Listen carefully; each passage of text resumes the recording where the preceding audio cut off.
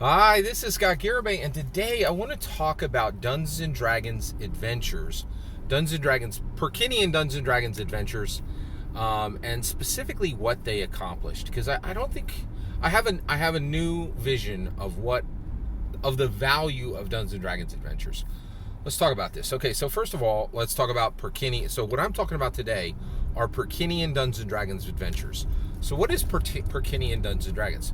Well, one thing that is just really amazing. So if you're not aware, on August 18th, 2022, all editions of Dungeons and Dragons died. There will never ever be another edition of Dungeons and Dragons, and there is only one D&D now, right? All editions have been washed away. Okay, they're no longer acknowledged by Wizards of the Coast, and they are no longer acknowledged. And they haven't been acknowledged by Wizards of the Coast for years. They've been moving toward one D&D for years, probably a decade. And they're no longer acknowledged by the Dungeons and Dragons community. So editions are gone, and this is truly exciting, because what it means, hey, let's take a look at Dungeons and Dragons from different attributes and different parameters, right? So let's talk about, so the way I define Dungeons & Dragons now that editions are dead, is I like to celebrate the greater creators, right? Like, who are the people who really moved Dungeons & Dragons forward the most? And that breaks up into five people, in my humble opinion. So basically it's Gygaxian Dungeons & Dragons. That is 1974 to 1986. It covers everything that he created. And then Lorrainian Dungeons & Dragons. That is Dungeons & Dragons from 1986. And of course, Gygaxian Dungeons & Dragons celebrates Gary Gygax, right? And what he did to move Dungeons & Dragons forward. Next is Lorrainian Dungeons & Dragons. And Lorrainian Dungeons & Dragons was from 1986 to 1999, and it celebrates Lorraine Williams, the second greatest creator in all of Dungeons & Dragons. He was the CEO of Dungeons & Dragons from 1986 to 1999. Gary birthed Dungeons & Dragons, and essentially Lorraine Williams raised Dungeons & Dragons, protected it, made sure it had a good education, and kind of like I would say Gary was over Dungeons & Dragons in its, from its birth to it graduating elementary school, junior high and senior high for Dungeons & Dragons, and college for Dungeons & Dragons was really Lorraine Williams. She oversaw young adult Dungeons & Dragons in its formative years, right? Next is Dancian Dungeons & Dragons, and that celebrates Ryan Dancey. Ryan Dancey is not talked about enough. He did brilliant work on Dungeons & Dragons, and what he really did was he made the 3rd edition OGL, which was one of the most momentous things that ever happened in all of Dungeons & Dragons. It was huge, because it allowed everybody to create their own Dungeons & Dragons content, and it massively pushed Dungeons & Dragons forward in a time where Dungeons & Dragons needed to be pushed forward. Ryan Dancey managed Dungeons & Dragons from Ryan Dancey's formative power over Dungeons & Dragons was in existence from 1999 to 2008. Okay, that's Dancian Dungeons & Dragons. Next, we have Heinsoonian Dungeons & Dragons. The Heinsoonian Dungeons & Dragons is, let's not pretend, it's the darkest age of Dungeons & Dragons by far. And if there was one person who actually dropped the ball on Dungeons & Dragons, it was Robert Hainsou. Okay, Robert Hainsou. And the Dungeons & Dragons from 2008 to 2014 was absolutely catastrophic for Dungeons & Dragons, and the reason why is people debate on whether it was a good rules mix, or if it had good, magic items, and if it had good monsters and all that kind of thing. But the thing that's undebatable is it put a wall of division straight down the middle of the entire Dungeons & Dragons community, and it was massively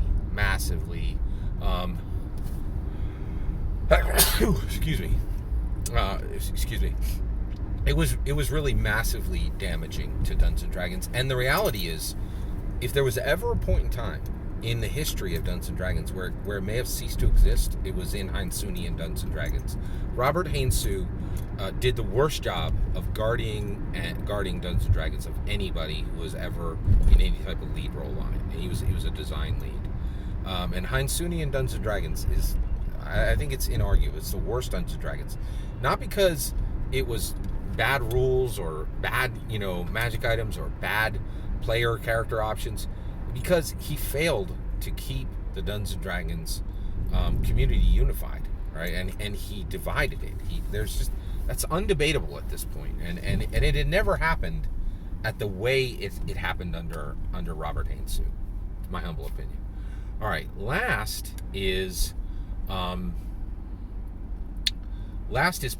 Dungeons and Dragons. That's Dungeons and Dragons under Christopher Perkins. So why is Christopher Perkins the greater creator of the 2014 to current day Dungeons and Dragons? Well, the real reason why isn't it Mike Mearls? Mike Mearls did a ton of work. Well, Mike Mearls is Moses who never went into the promised land, right? He Moses led the Israelites to Canaan and was like, hey, go into the promised land. I have to stay here in the desert. And that's exactly what what happened to Mike Mearls. He's no longer with Dungeons and Dragons, and his impact and power over Dungeons and Dragons is done. He's finished. He's out, right? But Christopher Perkins was there when Perkinian in 2014 when Perkinian Dungeons and Dragons started. He's here now, still affecting and impacting the game, and he's the greatest creator of Dungeons and Dragons in its modern right now era.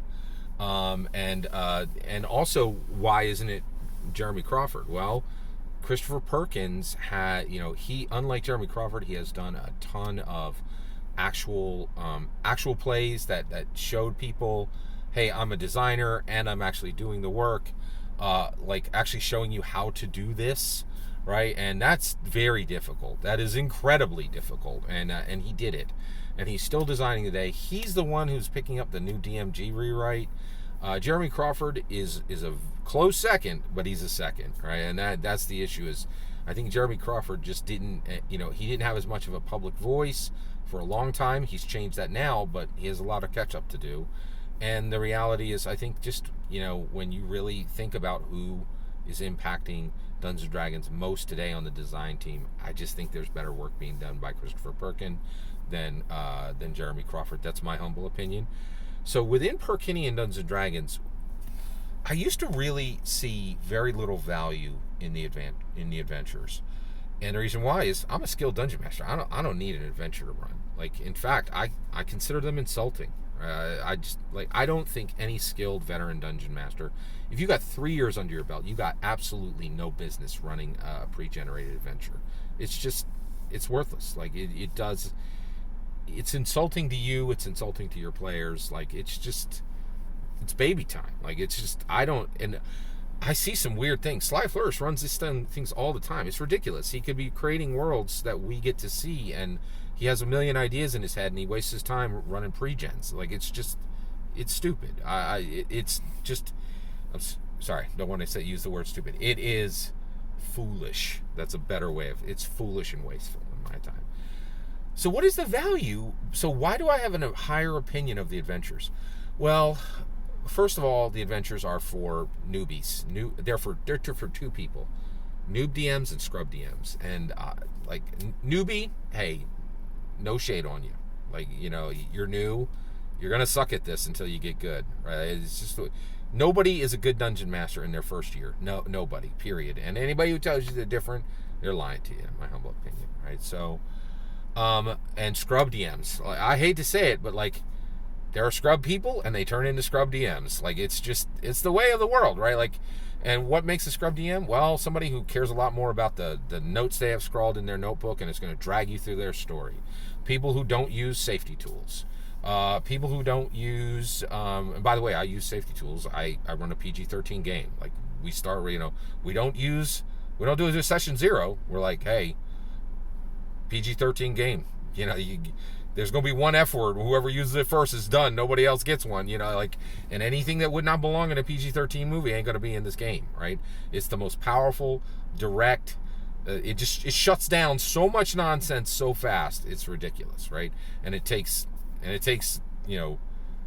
3 words, PG-13 game. Like it's done. Right? Like it's easy, right? And so people who don't use safety tools, people don't respect players at their table. These are all scrub DMs, and we got them, right? And we're never going to get rid of them. What we want to do is, I think we want to take them down to 10% of the DMs, right? Right now, I think it's 40-60% of all dungeon masters are scrub dungeon masters, just not controlling themselves, not controlling the narrative at their table, not controlling quality, right? Like, and then we still, so you have this issue of, of adventures. So they are for noobs, right? And they're also for scrubs. If you're a noob, no shame in it, right? If you're a scrub, if you've been around for 3 years and you're still running pre-gens, you a scrub DM, in my humble opinion. You should really stop that noise. So what is the value of them? Well, one, there is a ton of value in the adventures that I didn't realize, and I have done a lot of videos that did not acknowledge this in the past, and I'm going to say it right now. So what is the value? I'll give you the value right now. One, you can pick up any of the adventures, and the vast majority of the adventures serve as a guide for one segment of Dungeons & Dragons. I did not understand this before. Descent into Avernus. That is a guide for demons and devils and the 9 hells, right? Like the demon, devil, 9 hell sphere of Perkinian Dungeons & Dragons is captured in that adventure, right? And you're like, why didn't they just make a source book, for that stuff? And I know the answer, right? Source books didn't sell. We know that from Ben Riggs' new book, Slaying the Dragon. He has a lot of charts and stuff, and it setting stuff did not sell.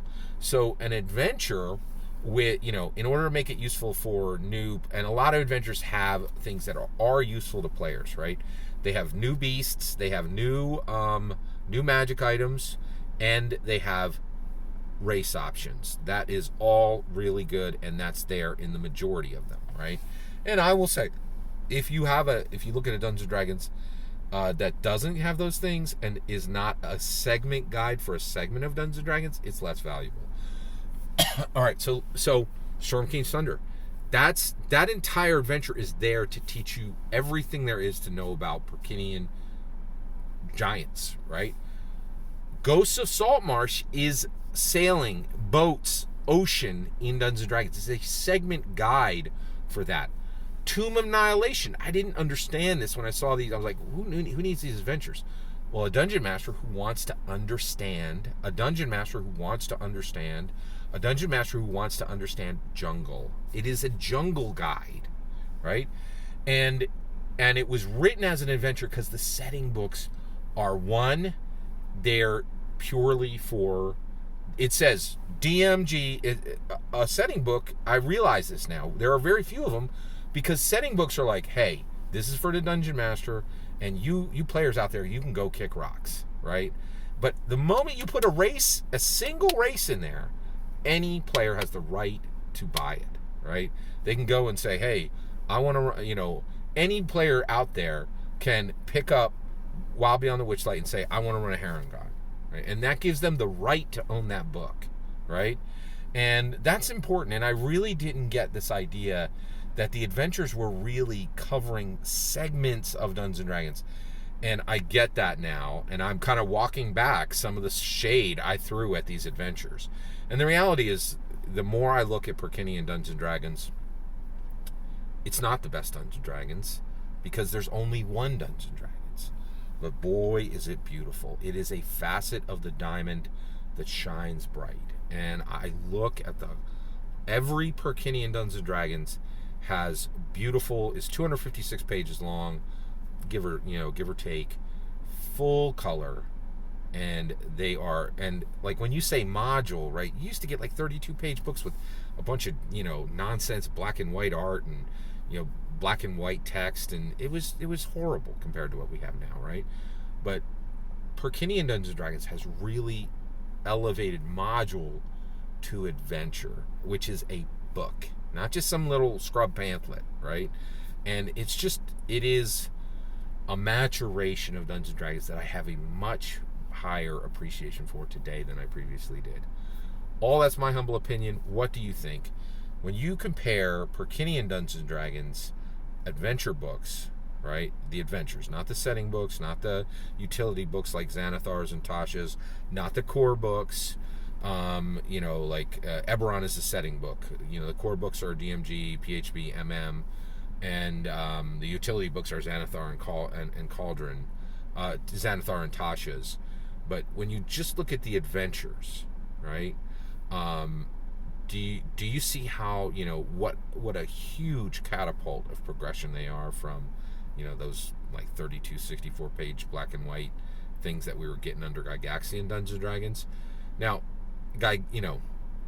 all due respect to Gygaxian Dungeons and Dragons, nothing would exist without it, right? So it always is inherently important, but we really are progressing way past it today. All that's my 100 opinion. I'd love to hear your thoughts. Let me know in the comments below. Please consider liking and subscribing, and have a wonderful millennium.